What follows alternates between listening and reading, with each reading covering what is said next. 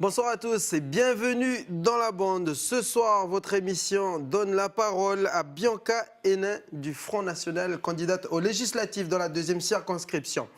Alors ce soir, on va parler de son programme et de la stratégie du Front National pour ces législatives. On va tenter de découvrir la position de Bianca Henin par rapport aux dérapages verbaux de Jean-Marie Le Pen, mais également par rapport à la stratégie de dédiabolisation de Marine Le Pen. Est-ce qu'elle se reconnaît dans les politiques menées par le Front National, notamment en matière d'immigration? On va revenir également sur les résultats du Front National lors de la dernière présidentielle pour parler de la représentativité du parti dans le pays. On voit ça avec Clémence Losseran et bien entendu avec Bianca Henin. Bonsoir mesdames. Bonsoir. Bonsoir et merci à la bande. Merci d'avoir accepté l'invitation de la bande en tout cas madame Henin. Merci d'être avec nous. Clémence, avec toi on va comme avec chaque candidat revenir dans la deuxième partie sur la manière de communiquer des candidats. Alors est-ce qu'ils communiquent bien déjà le Front National ? Alors, je ne m'hasarderai pas dans un jugement de valeur pour savoir si c'est bien ou pas bien. Moi, en tous les cas, effectivement, j'ai fait le tour de vos outils et puis constaté un petit peu ce qu'il y avait. Et puis retirer aussi un certain nombre de médias où on aura l'occasion de réagir ensemble sur la question. On voit tout ça dans la deuxième partie. Exactement. Bianca Henin, retour. Première question, j'aimerais que l'on fasse un petit retour sur les résultats de la présidentielle. Marine Le Pen a réalisé en Nouvelle-Calédonie son meilleur score outre-mer, avec seulement 5 points de retard sur Emmanuel Macron. Je rappelle le score, 47,43% en faveur de Marine Le Pen pour 52,57% pour Emmanuel Macron, l'actuel président de la République. Comment interprétez-vous ce résultat, madame Henin? Alors c'est un formidable résultat historique pour nous en Calédonie, mais aussi pour le Front National. Et vous dire que je suis peut-être déçue sur une chose, c'est que Marine Le Pen avait un bon projet, un bon programme pour l'outre-mer, par rapport à M. Macron qui n'a rien donné pour la Nouvelle-Calédonie. Il fait un meilleur score. Là, je ne me l'explique pas. Mais en tout cas, je m'explique sur la formidable avancée de Marine Le Pen, puisqu'elle est quand même celle qui a toujours, et avec notre relais en Nouvelle-Calédonie, voulu défendre la Nouvelle-Calédonie française, uniquement française, non pas en association, non pas rattachée. Et puis, elle veut arrimer la Nouvelle-Calédonie à la France. Donc, pour moi, c'est aussi cela le résultat de ce score à la présidentielle, avec évidemment un vieux souvenir sur ce qui s'est passé, ce qui se passe depuis trop longtemps, en parlant de l'insécurité en Nouvelle-Calédonie et l'insécurité sur l'avenir de la Nouvelle-Calédonie, avenir institutionnel. Alors justement, vous parlez de la sécurité. Est-ce que ce vote exprime, comme certains peuvent le dire, la crainte du référendum? Bien sûr, bien sûr. Mais d'abord, ce n'est pas la crainte, parce que tout le monde le sait, ça fait 30 ans qu'on parle du premier référendum. Alors évidemment, on n'arrête pas de dire que ça va être, pour ne pas y aller d'ailleurs, les partis de droite disent que ça va être un référendum couperé où il y aura un vainqueur et un vaincu. Mais écoutez, nous on l'a toujours dit, nous on veut gagner, donc on y va. Et puis nous on a voté contre l'accord, on a appelé à voter contre l'accord de Nouméa. Le seul parti d'ailleurs. Le seul parti. Et finalement, les gens aujourd'hui nous donnent raison, parce que pendant 20 ans, on a rééquilibré pour le même résultat, c'est-à-dire que les indépendantistes, malgré le rééquilibrage, surtout économique, social, etc., eh bien on arrive au même résultat. Ils veulent toujours la même indépendance. Il n'y a pas de place pour les autres, ou en tout cas, ça n'est pas clair dans leur explication. Alors, évidemment, les gens n'ont pas la crainte d'aller au référendum. On va y aller, mais ils veulent surtout exprimer leur colère. Alors justement, vous êtes contre l'accord de Nouméa, mais vous êtes pour le référendum, et vous avez annoncé aussi durant la campagne, avant le deuxième tour de la présidentielle, que Marine Le Pen était pour le référedum, mais le premier référendum, si elle était élue présidente. Il est obligatoire, il est constitutionnel. Quelle est votre position maintenant? Pareil. De toute façon, on parle de temps en temps quand même. Entre nous, on s'écrit pour se dire, oui, de toute façon, le référendum, le premier, il est obligatoire. Et il est inscrit dans la Alors, tous ceux qui ont essayé d'écrire des accords qui n'ont jamais été divulgués aux gens, on ne sait pas de quel accord les autres partis ont parlé, mais en tout cas, on savait, nous, que politiquement, c'était inscrit dans le marbre de l'accord de Nouméa, la loi organique, on doit aller au premier référendum. D'abord parce qu'il faut aussi lever cette espèce de suspicion qu'auraient les indépendantistes, c'est-à-dire, ils ne veulent pas aller au référendum, ils ne veulent pas nous donner cette légitimité. C'est eux qui l'ont écrit, qui l'ont demandé, le référendum. Le premier, en tout cas. Donc, nous, on respecte les lois et la loi organique, on va jusqu'au bout, même si on a dénoncé certaines dérives. Comment espérez-vous capitaliser sur le bon score de Marine Le Pen durant la dernière présidentielle pour justement organiser votre campagne législative? Alors, moi, je dis aux Calédoniens qui ont voté pour... C'est quoi la stratégie de pour Marine Le Pen, ils ont voté pour quelqu'un qu'ils voulaient, elle n'est pas passée en métropole, mais qu'ils voulaient être représentée avec le programme et la fermeté qu'elle a toujours employée dans ses discours. C'est ce que les Calédoniens ont demandé à hauteur de 43 000 personnes. 43 214 voix. Pourquoi est-ce qu'aujourd'hui, ces gens-là iraient voter pour un député qui n'est pas du Front National et qui va être donc semé au milieu de tous les autres députés de l'Assemblée nationale en métropole pour être soit dans une opposition seule, soit dans une opposition qu'ils ne connaissent pas.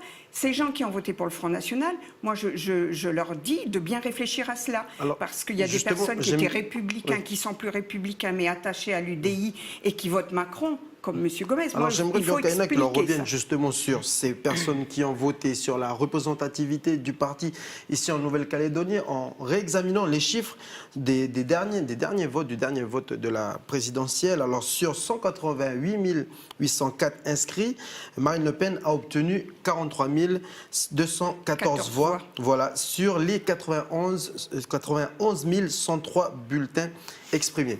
Alors en France, elle a obtenu 10 643 937 voix. Là, je viens de vous donner des chiffres. C'est quand même peu quand on regarde.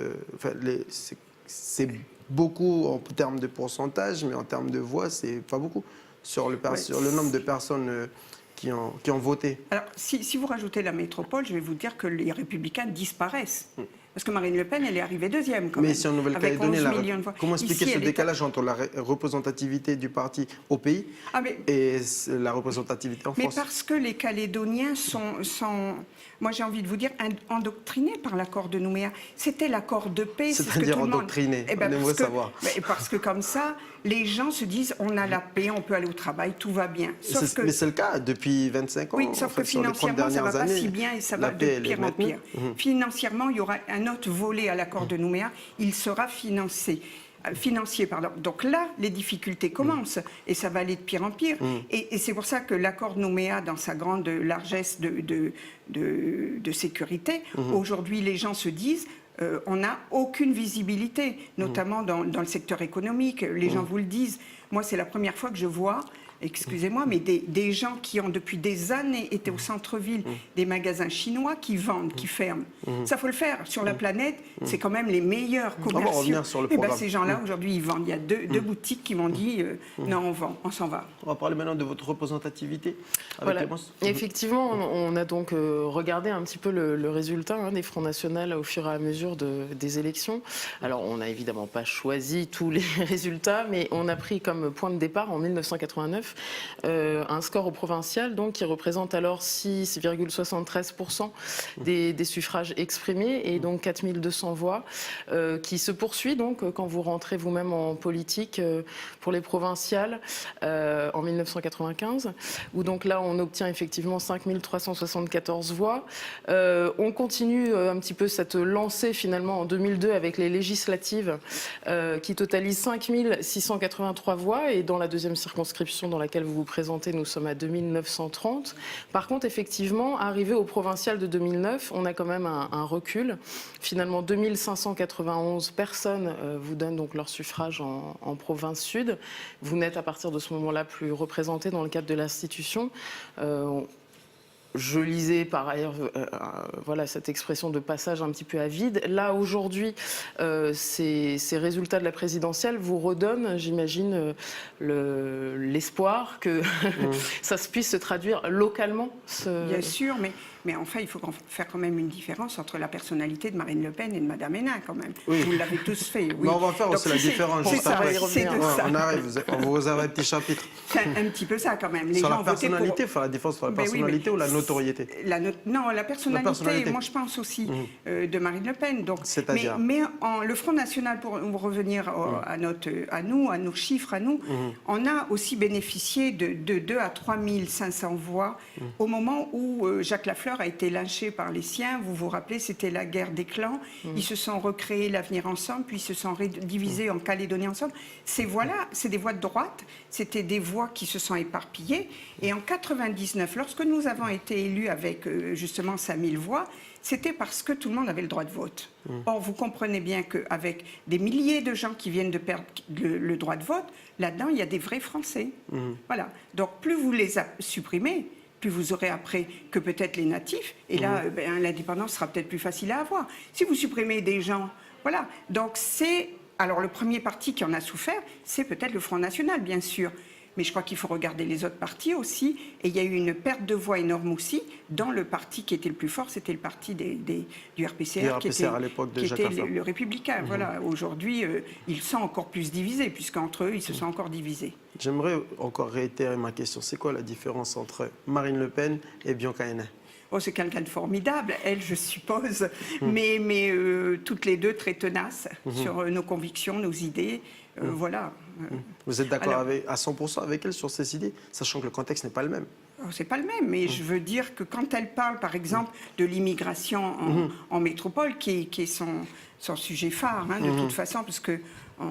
Alors, elle a déploré justement les politiques d'immigration, ou plutôt l'absence de toute politique de migration. Elle a déclaré ça lors d'une conférence présidentielle organisée le 13 mars. Elle estime également que 40 ans d'immigration et d'absence de toute politique en la matière ont engendré la perspective d'une guerre civile. Est-ce qu'on peut prendre ces paroles, si c'est ce que vous voulez que je vous dise. Ici en Nouvelle-Calédonie? Alors, je lui donne raison pour la métropole, parce que tous ceux qui vont en métropole ne reconnaissent plus ce territoire français. Il appartient à tous ceux qui viennent... Ça, je peux comprendre cette position. Parce mais en Nouvelle-Calédonie, ce sont plutôt les indépendantistes qui non, mais vous avez bien lu mon programme.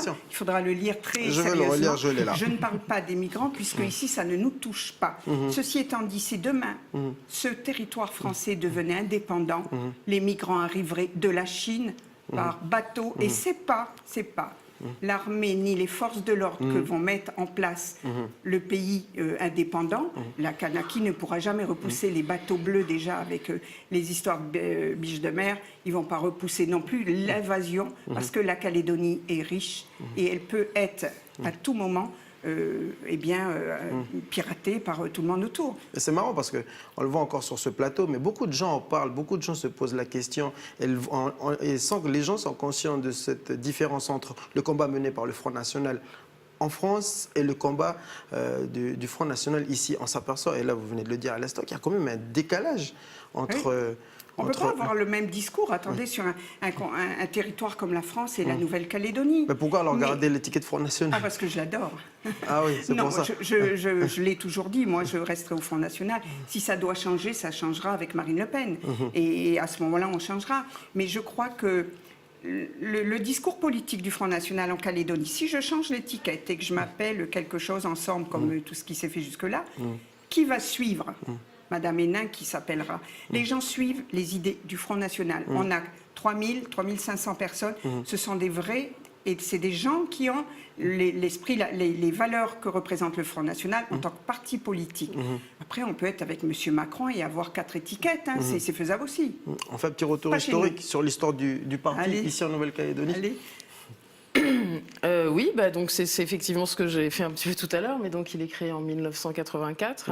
Et effectivement, c'est vrai qu'au début, il est quand même fondé par une personnalité un petit peu particulière, alors de son vrai nom Alain Fournier, qui s'appelle aussi Alain Dreux-Gallou, et qui donc en fait était effectivement un romancier et un journaliste français qui était connu pour ses opinions d'extrême droite. Il arrive sur le Caillou en 1982 et fonde notamment le Combat calédonien, qui est un hebdomadaire anti-indépendantiste à l'époque, et qui charge donc beaucoup à l'époque le haut commissaire commissaire, en la personne d'Edgar Pisani.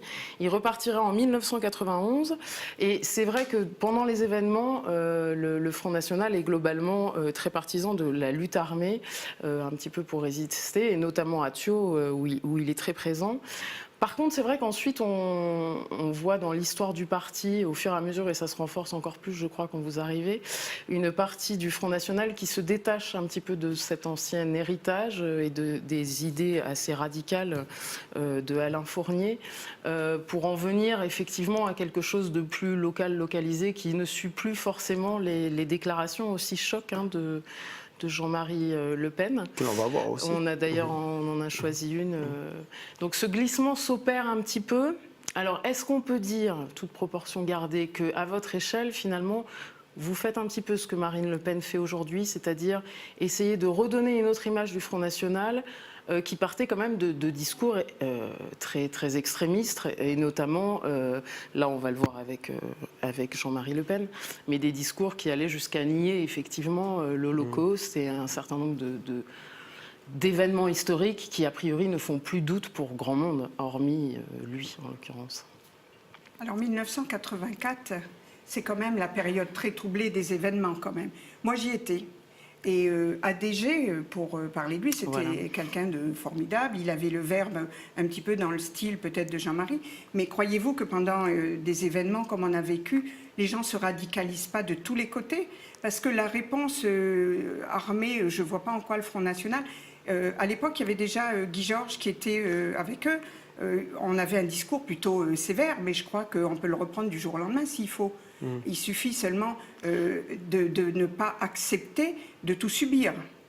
On reprend un discours comme ça, et vous voyez bien aujourd'hui, plus les gens sont dans l'insécurité, plus tous les élus qui se présentent comme candidats aux législatives, ils ont repris un discours à Marine Le Pen. Moi, j'ai des phrases entières qui sont reprises dans les documents des uns et des autres. Ça me fait un petit peu sourire. Alors, voilà. Après, je ne crois pas avoir eu une image différente moi, pour un peu faire comme Marine Le Pen. Je crois que j'ai toujours été comme ça. Moi, ça fait 20 ans que je suis au Front National. Mais on subit des périodes. Et si vous me dites aujourd'hui qu'il faut garder un discours serein, apaisé et tranquille quand vous passez à Saint-Louis ou au col de la Pirogue et qu'on tire sur les gendarmes ou sur les populations, je ne vais pas être la même. Je trouve ça anormal, scandaleux. Et ça, c'est le rôle de l'État qui ne joue pas la sécurité du peuple. Mais... Donc là, un politique, il se doit d'avoir un discours, en tout cas une tenue un peu différente. Ou alors, si c'est pour dire que tout le monde est beau et tout le monde est joli, comme dans le monde des bisounours, moi, j'y suis pas. On n'est effectivement pas là-dedans, mais par rapport aux propos de Jean-Marie Le Pen, par exemple, lesquels ça, comment est-ce qu'effectivement... On va peut-être écouter l'extrait. Alors justement, j'ai un extrait, je vous propose d'écouter l'extrait de Jean-Marie Le Pen. Que ça ne devrait choquer personne qu'on a instrumentalisé cette affaire contre moi en y introduisant un soupçon d'antisémitisme, alors que je mets au défi quiconque de citer une phrase antisémite dans ma vie politique. Alors là, on rappelle qu'on parle du négationnisme de Jean-Marie Le Pen. Je rappelle, le négationnisme consiste ainsi à prétendre soit qu'il n'y a pas eu d'intention d'exterminer les Juifs, soit que les moyens de réaliser cette extermination, notamment les chambres à gaz destinées à donner la mort, n'ont pas existé. Jean-Marie Le Pen, pour avoir tenu ses propos, a été condamné 26 fois, dont 6 fois pour avoir qualifié les chambres à gaz de ne pas avoir existé. Là, le contexte, il est apaisé. Quelle est la phrase qu'il a dite? Est-ce que vous le savez? C'est un détail de l'histoire. Voilà. Donc voilà, je vous le rappelle, parce que vous ne semblez pas la connaître. Oui, elle a été tirée d'un contexte, c'est ce qu'il dit, et on ne le laisse pas finir la phrase. Jamais, ça a été supprimé. Et ça, c'est dit au Front National, parce que je connais ça depuis 40 ans, cette histoire. Dans l'interview qu'on voit là... Mais je comprends très bien que Jean-Marie Le Pen n'a pas du tout la même tenue de discours que Marine. Marine, elle est avocate. Et quelle est votre position par rapport à ce genre de discours? Alors, moi, j'ai toujours trouvé qu'il était vraiment très provocateur et que des phrases comme ça font du mal. Aujourd'hui, il a encore beaucoup de gens autour de lui qui sont... Parce que c'est des personnes âgées qui ont subi tout ça. Et lui, il le disait parce qu'il parlait des autres crimes de l'humanité qui ont eu lieu dans tous les charniers qu'il y avait suite au communisme. Et voyez, il n'a pas fini sa phrase. On prend la phrase. Alors, pareil pour moi, vous prenez une petite phrase et vous la sortez du contexte, et pendant 20 ans, vous faites, comme en métropole, les médias s'en sont servis. Mais je suis d'accord. Et les termes Là, sur l'interview, du raffour crématoire. on revient Mais justement, excusez-moi, on lui redemande je vais de vous dire reconfirmer quelque qu'il a chose. bien dit ça. Donc, en Bien l'occurrence, sûr, là, c'est oui, pas oui. la première fois, il n'est pas coupé, Oui, oui, et non, il s'en mais- explique longuement. Là, on a effectivement Tout à fait. choisi un extrait. Mais je vais vous dire autre chose. Aujourd'hui, tous les peuples du monde regardent les migrants partir dans des situations scandaleuses, de détresse des familles, des enfants qui traînent sur les routes, sous la pluie, dans la boue, pour quitter des pays, pour migrer vers l'Europe, etc. Et on les regarde tous passer. Alors on critique Jean-Marie Le Pen, par exemple, mais vous ne croyez pas que l'humanité aujourd'hui entière, elle a quand même une responsabilité à voir ces boat people qui arrivent dans des régions comme en Italie, des milliers de personnes. Quand Marine, elle dit qu'il faut les laisser chez eux et faire en sorte de leur donner les moyens d'évoluer, c'est peut-être mieux que de venir en métropole, en tout cas, et c'est pour ça qu'elle demande de fermer les frontières, parce que ces gens-là viennent en métropole et du coup, comme elle le dit, la France, elle ne peut pas récupérer toute la misère du monde. Et Voilà. par rapport mais à c'est pour vous l'extrait dire, on peut avec avoir Jean-Marie dans Le la- Pen que l'on vient de voir, Ah oui. ce sont Moi, j'aime beaucoup Jean-Marie Le Pen. Oui, mais il a J'aime été bien Marine condamné Le Pen, par mais le tribunal. Ce n'est pas la il faute en des a gens. gagné beaucoup. Ce n'est Vous pas la savez faute des qu'entre tous journalistes. ceux- Il a été Non, mais condamné tous les 26 fois journalistes pour qui lui avoir ont dit du payé. raffour crématoire. Oui, oui, non, mais je sais bien. Quelle était votre position? Mais quelle est votre Ah, moi, position je justement j'avais par rapport pas à ces de propos? position à l'époque. À l'époque. Non, mais je vous le dis, il a toujours été très provocateur. Sur cette phrase, nous, on s'est aussitôt inquiétés, c'est de dire, mais qu'est-ce qui se passe? Ah, quand même. Vous êtes Bah, inquiété. Oui. à l'époque, je n'étais pas moi responsable du Front National. Mais évidemment, on ne va pas en reparler Vous êtes 3 heures, mais je peux vous vous êtes dire exprimé que... publiquement non, par pas rapport- moi. Non, moi j'étais en 3e. À l'époque, au Front National, je parlais un peu, mais pas tant que ça.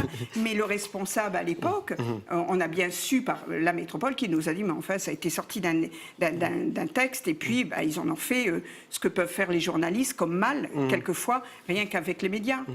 C'est la faute des journalistes, vous êtes en train de me dire ça. Ah, bien sûr. Alors, pour conclure, par rapport aux Vous savez idéaux, qui par c'est le rapport aux idéaux, journaliste qui l'a fait? dites-nous tout. Sinclair. Voilà, Et- c'est tout. Ok, je vous suis le trop dis. jeune pour Vous voyez, le je connaître. connais l'histoire. Oui, c'est Allez-y, clair. continuez. Non, mais pour fermer ce petit chapitre là Bien entre sûr.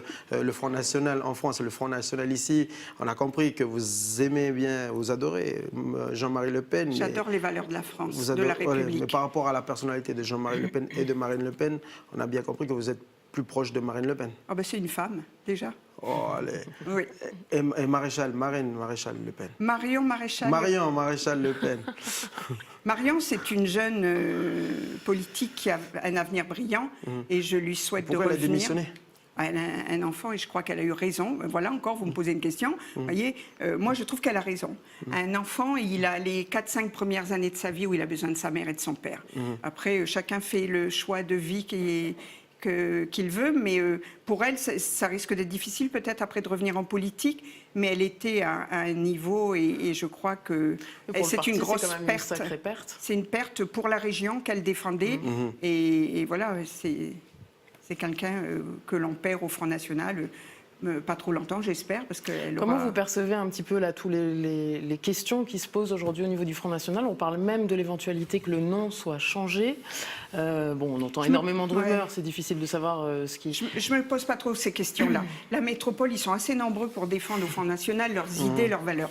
Moi, je m'occupe de la Nouvelle-Calédonie française et c'est de cela qu'ici... Alors, quand on a un souci, évidemment, moi, je contacte Marine Le Pen et en tout cas son staff pour essayer de leur expliquer qu'on a des différences avec nous. Par exemple, ils ne comprennent pas pourquoi on se bat depuis 20 ans pour défendre la propriété privée. Alors, elle est peut-être Parce là la qu'en différence de la France- position entre le Front National en Oui, Nouvelle-Calédonie. d'accord, de la position. Mais parce qu'en France, ils ne se battent pas pour leur sol. Hein. Non, je vous rassure. c'est sûr que c'est pas le eux, il n'y a même, pas de revendication. Aujourd'hui, on a rendu 500 000 hectares de terre de la Nouvelle-Calédonie à des clans, à des fonciers, à des clans, à des, Travail qui a été effectué par des la DRAF. chefferies, etc., par le biais de la DRAF. Pour en faire quoi? Parce que aujourd'hui, on voit bien que l'élevage et l'agriculture en Nouvelle-Calédonie, on n'a pas fait des grandes étincelles de productivité, en tout cas depuis les événements où on a rendu ces terres. Et ils ont c'est besoin de bien terre encore, dommage. les agriculteurs. Oui. Non, ils n'ont pas besoin de terre, ils ont besoin d'apprendre, ils ont besoin d'être aidés, d'être soutenus de manière exceptionnelle, comme soutenu les mines. Oui. Et puis après, on s'est dit peut-être qu'on a mal fait avec les mines, il fallait faire autre chose. En tout cas, les agriculteurs et les éleveurs, c'est ceux qui vont nourrir la planète demain. En tout et cas, moi, je crois qu'il faut les protéger. On va voir ce que vous nous proposez dans votre programme par rapport au thème que vous venez d'évoquer juste après la pause, dans la deuxième partie. Merci. On marque une courte pause. Je vous propose de retrouver le programme de Bianca Henin, candidate de la deuxième circonscription du Front National aux législatives 2017. A tout de suite.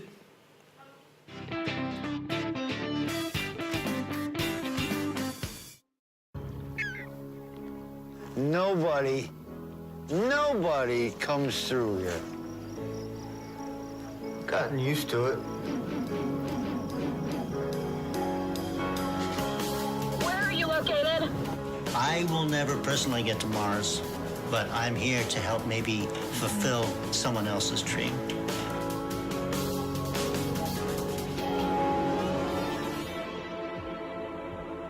I think I'd make friends there on Mars. It'd be fine. Most people don't pay attention to the little things. We still kiss all the time. Tell each other we love each other. You have to respect the person's place where they consider a home. I guess for now I consider this a home.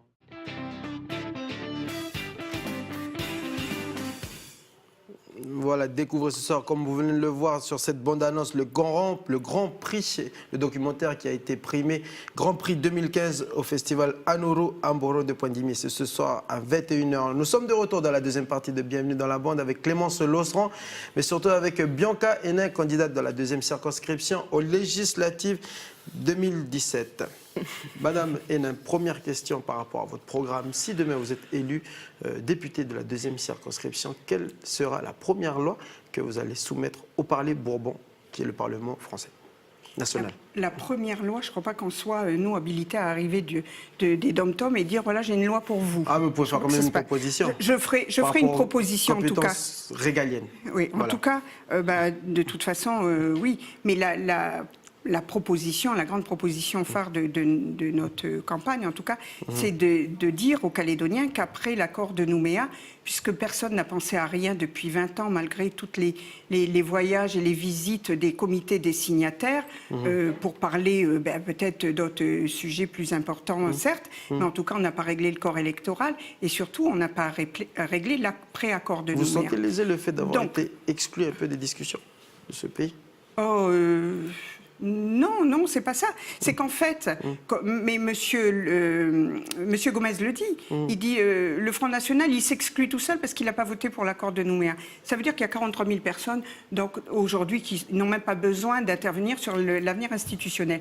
En tout cas, nous, pour ce que je proposerai, c'est que pour la Nouvelle-Calédonie, on ait enfin un statut stable et définitif qui soit constitutionnalisé et qu'on arrête d'aller de petits sauts en petits sauts d'un accord à un autre accord, donc c'est souvent flou.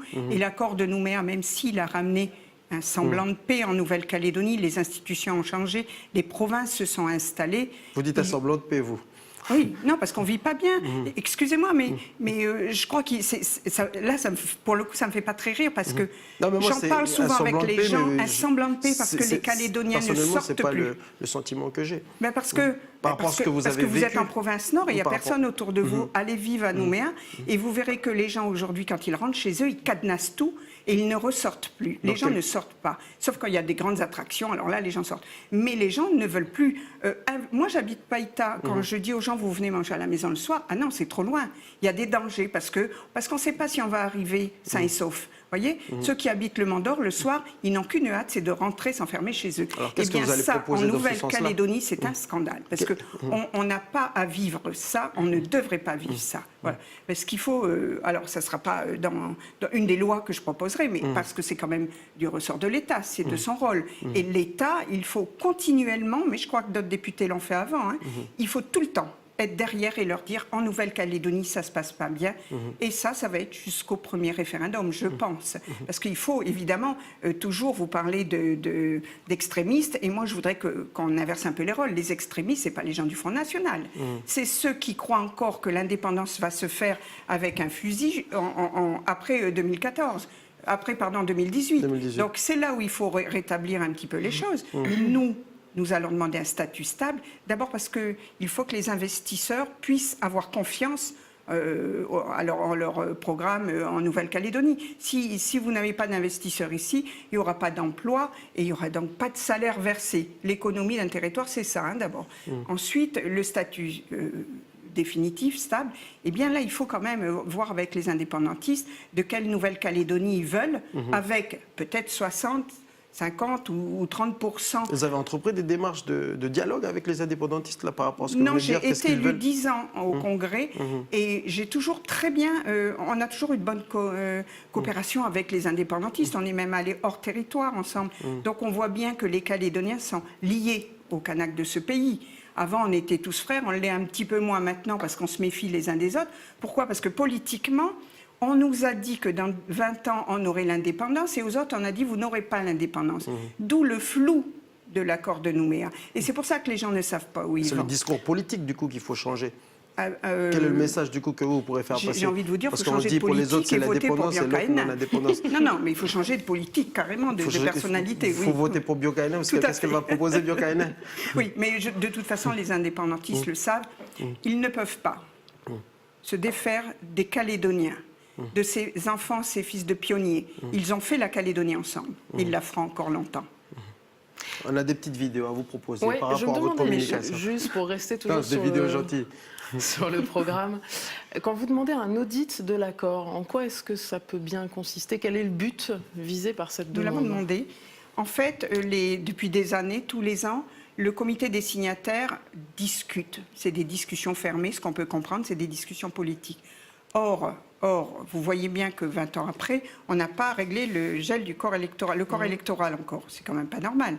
Et donc, l'audit, c'est pour savoir combien la France et la Nouvelle-Calédonie, on a dépensé pour rééquilibrer, pour mettre justement payer ce rééquilibrage qui, pour moi, n'est pas aux Calédoniens à payer, le rééquilibrage. Vous savez, les premiers Français qui sont arrivés en Calédonie, c'était soit les bagnards, soit les colons feuillés, ceux à qui on a dit allez là-bas coloniser. Là, vous faites allusion Donc, peut-être aussi à l'histoire. la gestion aussi, quand vous parlez de rééquilibrage, je ne sais pas au Calédonien. Non, c'est de l'accord Nouméa, le Ouais. rééquilibrage. Hein, c'est une invention de l'accord Nouméa. Voilà. Vous faites allusion aussi à la Bien gestion sûr. de la SLN? Non, pas du tout. Non. Quand on a dit, donc les Français sont venus s'installer ici et 150 ans après, vous avez des natifs du pays, des Mélanésiens, des Kanaks qui veulent l'indépendance. Et là on dit, eh bien oui, l'accord de Nouméa, tout le monde s'embrasse et on dit, on va rééquilibrer. On va rééquilibrer au niveau de l'emploi. Donc vous savez bien aujourd'hui que quand vous faites une candidature, vous répondez à une candidature, on vous demande bien d'où vous venez. Et souvent, si vous avez la bonne couleur, tout le monde le sait, tout le monde le dit, mais c'est l'omerta, personne n'en parle. Mais je vous dis que ça n'est pas normal. Je veux dire que les Calédoniens sont chez eux ici.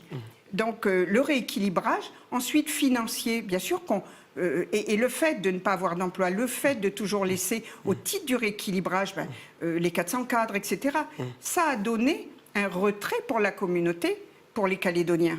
Donc, très bien. On a dit oui, on a voté l'accord Nouméa, on a fait 20 ans, mais aujourd'hui, il faut que ça s'arrête. Aujourd'hui, il faut que tout le monde se mette au travail, avec les mêmes devoirs, les mêmes droits. Et le rééquilibrage, c'est plus à nous à le payer. Si la France, elle a une dette, elle doit la payer. On a bien compris le message, Merci. Madame Bianca Ena. On n'a pas beaucoup de temps, donc on ne pourra pas vous proposer ces belles vidéos. Par contre, on a un petit quiz à vous proposer. Quelle horreur. 3 questions. Donc 3 questions. Je commence avec la première. Clémence, tu enchaînes avec la deuxième. Allez, et allons-y. je reprends la troisième. La première question, on va vous proposer, ce sera un petit QCM. Donc Ouais. je vais vous lire une citation. Il faudra deviner l'auteur de cette Oh, citation. bon, alors là, vous êtes... Première Allons-y. question. La Déclaration des droits de l'homme marque le début de la décadence de la France. Qui est l'auteur? Vous avez Alain Juppé. C'est un QCM, effectivement. Voilà, Jean-Marie Le Pen. Jean-Marie Le Pen ou ou j'ai du Jacques mal à voir. Chirac. Jacques Chirac. J'en sais rien du tout. Moi, je dirais Jean-Marie Le Pen parce que je trouve que c'est quelqu'un, mais c'est pas lui. Bah, c'est Jean-Marie Le Pen, c'est C'est une bonne réponse. effectivement lui. Mais heureusement Ça qu'il lui ne ressemble, vous j'ai entend envie de pas dire. j'en sais rien du tout. Non, j'en sais rien. Non, mais c'est vrai, c'est au pif. je Au moins, l'ai vous avez le mérite de J'ai au reconnaître. moins cette honnêteté. Voilà, c'est ça. Mais la Question phrase deux. me paraissait être... Eh bien, c'est bien une phrase de Jean-Marie Le Vous Pen. voyez que je connais bien mon parti. Alors, une deuxième une deuxième phrase question. où ça vous rappellera aussi peut-être quelque chose. La France aux Français, pourquoi pas la Kanaki aux Kanaks? Donc, cette ça, citation étant de José Bové, Jean-Marie Tjibaou ou Louis Kocha Uragai. Oh, ils le disent souvent, de toute façon, les indépendantistes. Moi, tous les jours, il y en a un qui, quand je suis sur la radio, la première question qu'on me pose, c'est ça. Je dirais Louis Cotrail-Reguet. C'est une bonne ben question. oui, Une c'est bonne encore réponse vrai. plutôt. Ouais. Ouais. Ouais, on le dit souvent parce que c'est justement Oui, parce par, que je pense rapport, que- par rapport au Front Oui, National. mais bien C'est sûr. la France aux Français. Oui, on oui, dépend oui, des oui, mais droits alors, du peuple français. alors là, je vous laisse pas finir. Alors, eux, ils disent, ben, non, logiquement. La Kanaki ici, au c'est- Kanaki. Voilà. Non, C'est mais ce on n'est qui- pas en c'est ce qu'on Kanaki, on est en entend tout le temps. France ici. C'est pour ça que je dis, il faut défendre ce qu'on veut défendre. Sinon, si je commence à dire, bah oui, il a peut-être raison. Non, mais attendez, ici, c'est la France. Demain, Non, mais le si- raisonnement, il est logique. il n'y a pas de raisonnement logique. Par Là. rapport à cette Demain, phrase. si ça devient la Mais Kanaki, c'est vrai qu'ici, alors c'est oui, encore la France, ça oui. sera qu'au Kanak, ce pays. Et ils seront peut-être seuls et peut-être il faudra choisir son pays. Vous resteriez ou pas? Je suis d'ici, c'est mon pays. On sera ensemble alors. Merci. J'ai une place à vous proposer sur l'IFO. La troisième question. Celui qui ouvre une porte d'école ferme une prison. Alors, qui vous proposez Victor Hugo Victor Hugo, Aimé Césaire, Césaire ou Antoine Antoine de Saint-Exupéry? Peut-être Césaire? Victor Hugo. Pourquoi Césaire? Je ne sais pas, parce que c'était pas au pif, mais je pensais que c'était plus dans dans ses écrits. En tout cas, voilà, c'est Victor Hugo, mais en tout Victor cas, sur les Hugo. 3 questions, vous avez 2 bonnes réponses sur 3. Ouais, pourtant, j'aime bien Victor Hugo, mais je sais pas du tout. Faites mieux que Deladrière Ah ouais et autant que Et M. là- Harold de Martine. Ah, mais c'est bien.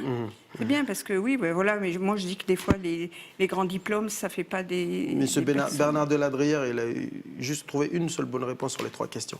Ah ouais, mais vous lui avez posé quoi comme question Les mêmes, Pour qu'il les y mêmes, arrive. les Ah, mêmes, d'accord. les mêmes. En tout cas, merci d'avoir accepté l'invitation, Merci Madame à Bianca vous. Hénin. Je rappelle que vous êtes candidate de la 2e circonscription pour les législatives qui auront lieu les 11 et 18 juin prochains. Les Calédoniens se dirigeront vers les urnes pour choisir et élire le député qui défendra les droits des Calédoniens au Palais Bourbon. Merci Clémence. Merci à vous. Merci, Clément. Merci à tous. Bonne soirée. La programmation continue sur Calédonia.